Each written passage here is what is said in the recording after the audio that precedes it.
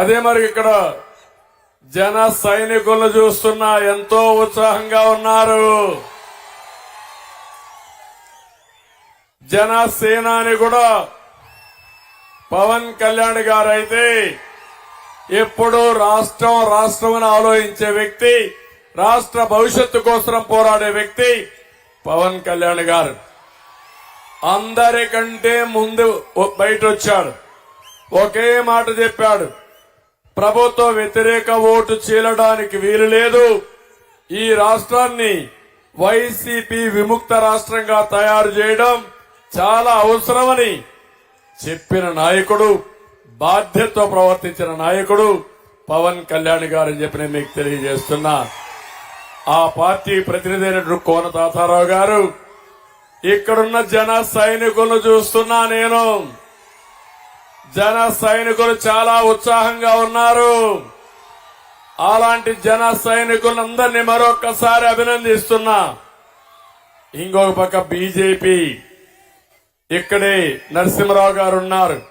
ముందరంతా BJP కార్యకర్తలు, నాయకులు ఉన్నారు.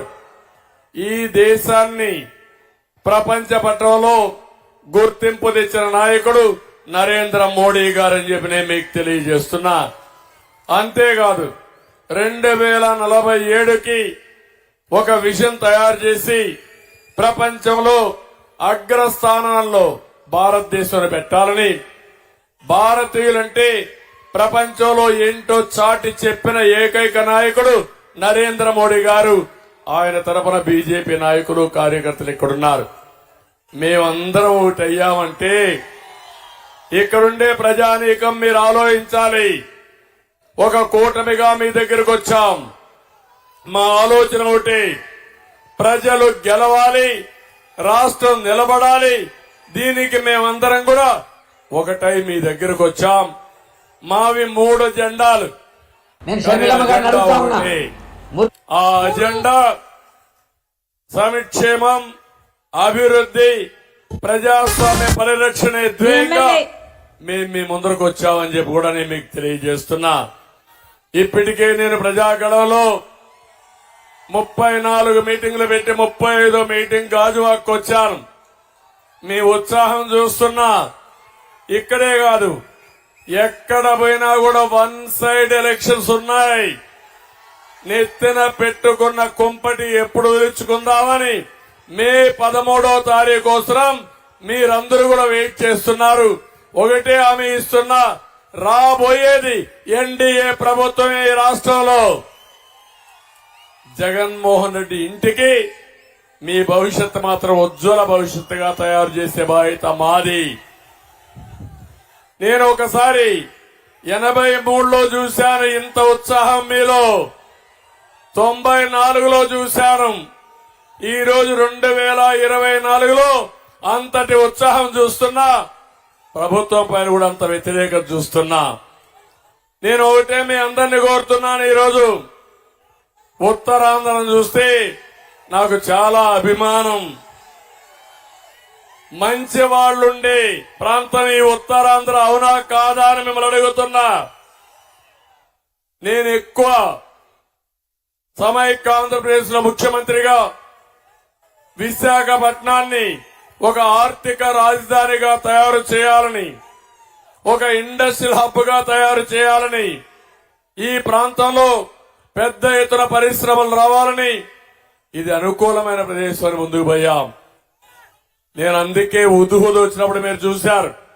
ఉదుహుదు వస్తే అందరికంటే ముందు వచ్చిన వ్యక్తిని నేనే ఇక్కడికి, అవునా కాదా ఒక్కసారి గుర్తు చేసుకోండి.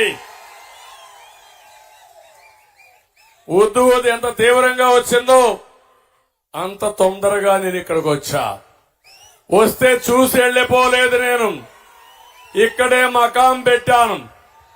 10 రోజులు ఇక్కడే ఉన్నా, బస్సులోనే ఉన్నా. మళ్ళా విశాఖపట్నాన్ని పూర్తిగా పునర్నిర్మాణం చేసిన తర్వాత, మీరందరూ మామూలు స్థాయికి వచ్చిన తర్వాత ఇక్కడి నుంచి వదిలిపెట్టిపోయారు. అది నాకు మీ మీద ఉండే ప్రేమ, అభిమానం అని చెప్పి మరొకసారి విజ్ఞప్తి చేస్తున్నా. ఆ ప్రేమ 2019లో రాష్ట్రంలో తెలుగుదేశం పార్టీ ఓడిపోయినా విశాఖపట్నంలో తెలుగుదేశం పార్టీ గెలిచింది, గెలిపించారు మీరు. ఈ రోజు నేను చూస్తున్నాను, నాకు అనుమానమే లేదు, విశాఖపట్నంలో ఒక పార్లమెంటు 7 అసెంబ్లీలు మనమే గెలుస్తున్నామని చెప్పి నేను మీకు తెలియజేస్తున్నా. నేను ఆ రోజు ఒక ధ్యేయం పెట్టుకున్నాను, విశాఖపట్నం ఉదుహుది కంటే ముందు, విశాఖపట్నం ఉదుహు తర్వాత అనే ధ్యేయం పెట్టుకొని అభివృద్ధి చేశా. ఐటీ కంపెనీలు తీసుకొచ్చాను, పరిశ్రమలు తీసుకొచ్చాను. ఇంకో పక్క మీరు చూస్తే ఎక్కడికక్కడ ఏ సదస్సు పెట్టినా విశాఖపట్నంలో పెట్టారు. ఇవన్నీ అభివృద్ధి చేశా. ఈ రోజు నేను అడుగుతున్నా, ఇక్కడ మీరు చూస్తే ఒక టూరిజం హబ్ గా, ఒక ఐటీ హబ్ గా, ఒక పరిశ్రమల కేంద్రంగా అనేక కార్యక్రమాలు చేసి ఇప్పుడే భరత్ గారు చెప్పినప్పుడు మెడ్టెక్ జోన్ ఇక్కడనే పెట్టాను. 200 ఎకరాలు ఇచ్చాను. కనీసం 10,000, 15,000 మంది అక్కడ పనిచేసే పరిస్థితికి వచ్చారు. ఏదైనా సరే మెడికల్ ఎక్విప్మెంట్ మొత్తం మ్యానుఫ్యాక్చర్ చేయడానికి దేశంలోనే మొట్టమొదటిసారిగా మెడ్టెక్ పార్క్ తీసుకొచ్చాం. అది బ్రహ్మాండంగా రాణిస్తా ఉంది. అలాంటి కార్యక్రమాలు చేసి ఇక్కడ ఏదైతే ఐఐఎం తీసుకొచ్చాం, కొన్ని యూనివర్సిటీ తీసుకొచ్చాం, పెద్ద ఎత్తున ఇవన్నీ అభివృద్ధి చేశామని చెప్పి కూడా నేను మీకు తెలియజేస్తున్నా.